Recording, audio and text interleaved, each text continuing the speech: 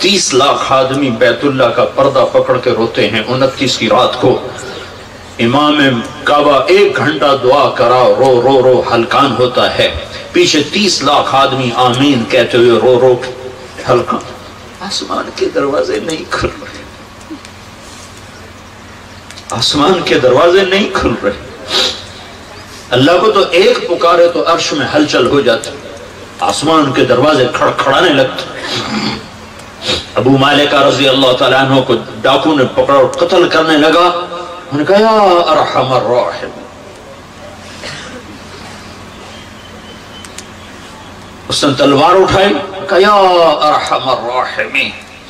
وہ وار کرنے لگا، کہا یا ارحم الراحمین. ایک دم ایک گھوڑ سوار سامنے آیا اور اس نے نیزہ مارا اور ڈاکو نیچے گرا، اس کے جسم کو آگ لگ گئی اور جل کے راکھ ہو گیا.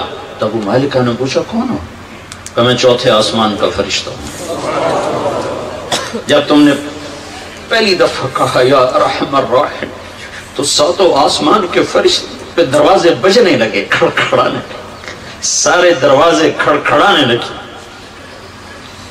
کسی شناسا کی آواز ہے، ساری رات ننگے ناچ دیکھے نسل، تاجر سود پہ ہوں، اولاد ماں باپ کی نافرمان ہوں، راتوں کو شراب و زنا ہو، بازاروں میں تجارت کے نام پر جوا اور سود اور سٹا ہو، حکومت کے نام پر فرعونیت ہو اور افسر شاہی کے نام پر خیانت اور بددیانتی ہو.